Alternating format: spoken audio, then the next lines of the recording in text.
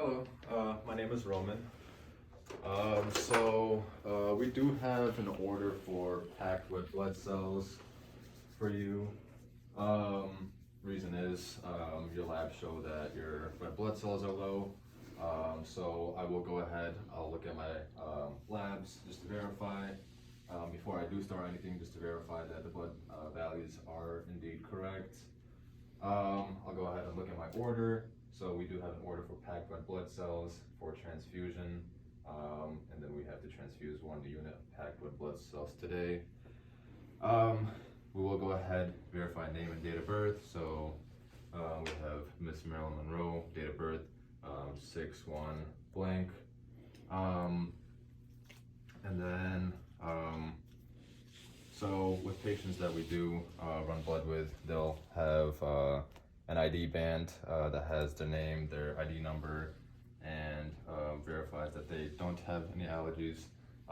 We will also verify that with the patient, verify that they have no allergies to any medications. You'll ask them if they've had any previous infusions. So have you had any previous blood infusions? So they either answer yes or no. If they have, you'll ask them how they tolerated it, and if it went well for them, if they've had any adverse reactions previously. With patients that we're infusing blood, we will have to have them sign a consent form. It should be at the very back. Okay, so it's in the very back. So we have a consent form that we'll have them sign, patient's name. It verifies that they agree to have the procedure, the hospital, so all of this stuff. So we can have the patient sign this, and while they're signing, we can go ahead and educate the patient.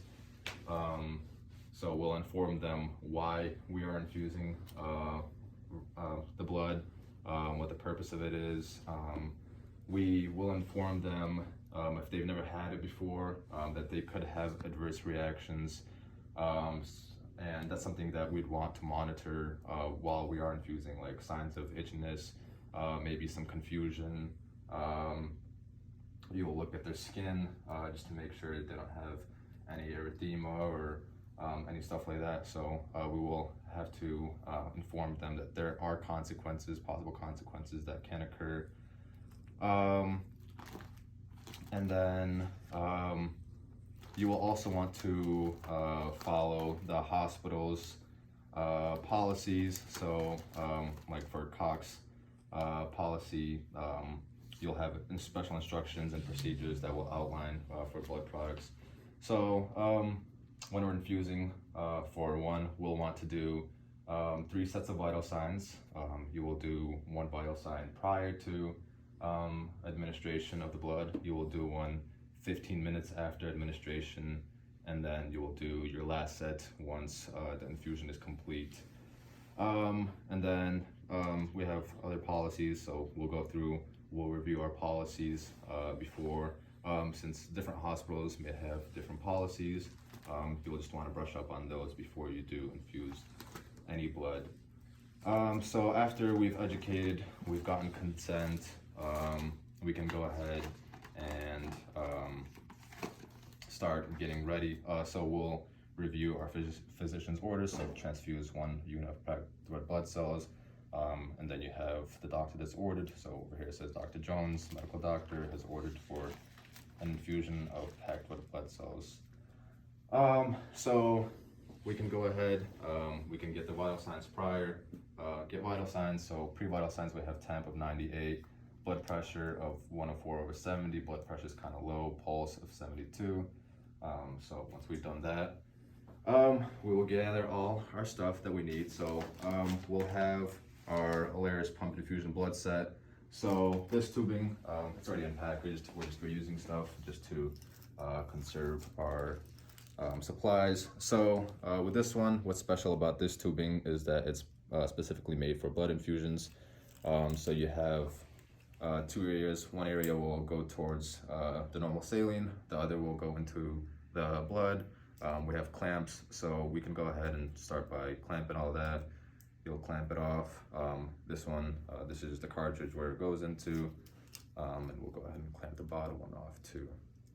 So, oh, it's already clamped. So that's our tubing. And then we always run blood with 0.09% sodium chloride, our normal saline, and we'll want to have a flush and alcohol prep. So obviously before we start any infusions, you'll always want to assess the patient's IV site. So you'll look around it, make sure, well, you'll flush and make sure it's patent. You'll look at the IV site, make sure there's no redness or edema. Look for any signs of that, and there's no signs of anything, we'll go ahead, do our hand hygiene. What size gauge IV do you have to have a minimum of? So for our IVs, you want a minimum of 20 gauge IV or larger for our blood administration, just to make sure that we have the capacity to infuse the blood cells. So we'll go ahead, we'll get our gloves on.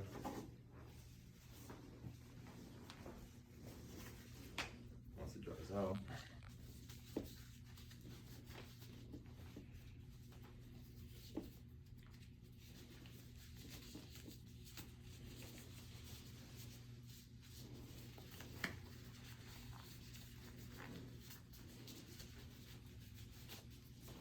So we'll go ahead and start with our tubing. So obviously you'd have a fresh saline bag. You'll go ahead, remove that. You'll spike your saline.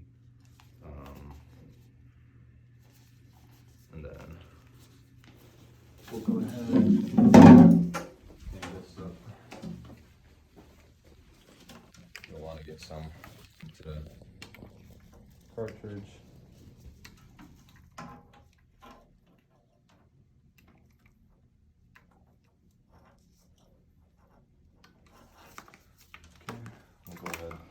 Bottom, just to prime our tubing.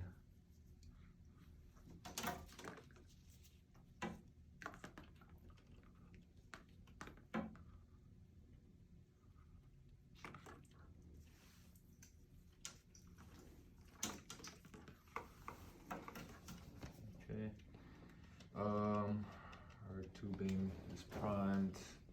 It doesn't appear that we have any air bubbles in there. So you'll always want to keep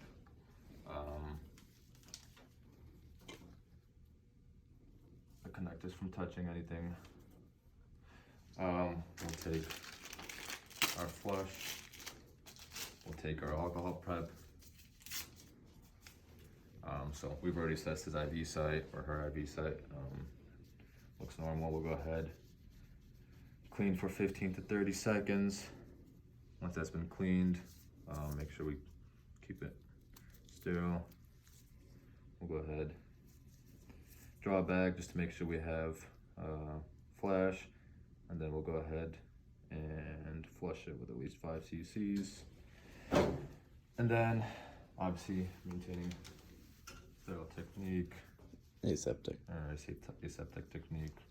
I got cut off a bit. Go ahead, remove that. We'll connect the tubing.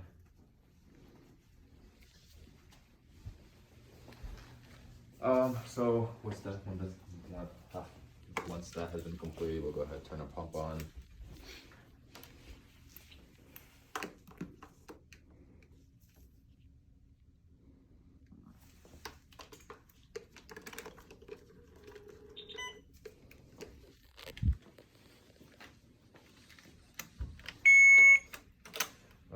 So not a new patient, yes, med surge, channel select, basic infusion.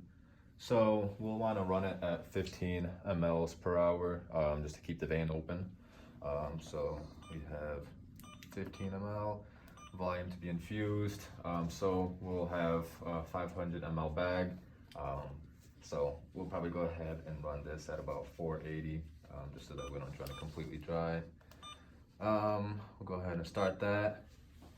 So at that rate, it'll be running normal saline at 15 mLs per hour.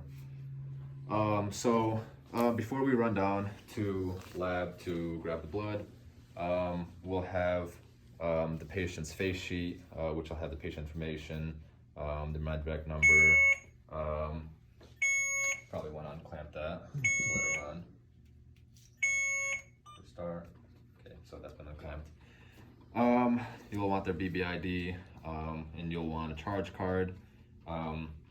And prior to that, so you'll do this before and after. You'll verify with the patient and with the papers, and then you will run down to lab, and they will ask you to verify. So you'll hand them the charge card. You'll keep the face sheet. They'll verify the BBID, the patient's MR number, patient's date of birth, and later on, once you're down there, you will read off the blood type, the expiration date, the unit number, and you'll verify that. And prior to running down, you'll want to let another registered nurse know that you will be running blood, just so that they're aware, so that they're ready when you come back, that you will be infusing blood. Because according to policy, we do have to have the blood running by 15 minutes. So within 15 minutes. Within 15 minutes of getting the blood, you have to start infusing the blood, and you have to have the blood infused within 2 to 4 hours. So you will want to get that done promptly. You'll want to make sure you have somebody registered that's qualified to have that to verify with you. So once you verify that with lab, you'll come back up. You'll have another nurse verify the same thing that you verified over there in lab. So you'll go ahead and verify blood type. You'll go ahead and verify the expiration date, unit number.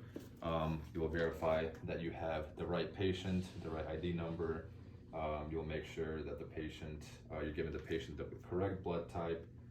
So you would always ask the patient first, whether they know or not. You would check their charts, just to minimize risks, since there already is enough risk considering you were infusing blood. So once all that's verified, we'll go ahead and we'll connect blood. So we'll go ahead, we'll pause this for now. Let's see.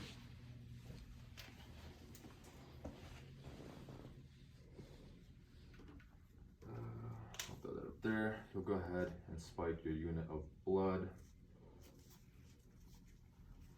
And we'll go ahead and hang that. We'll unclamp our blood. We'll get some on our cartridge.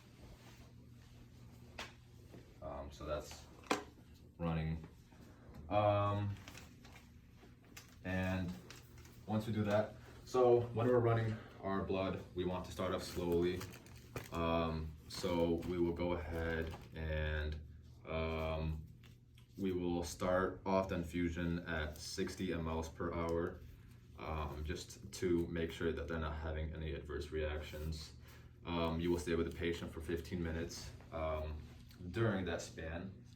After 15 minutes, once you have verified that the patient isn't having any confusion, you'll make sure that there's, this kind of leaking.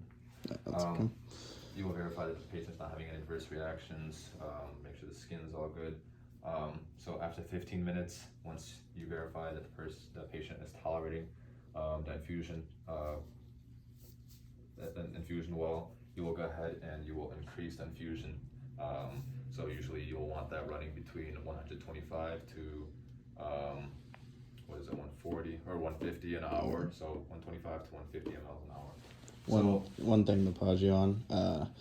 What we need to do is whenever we spike the bag of blood, it is the gravity chamber. You want to get your blood all the way through the tubing to your patient before you start the transfusion.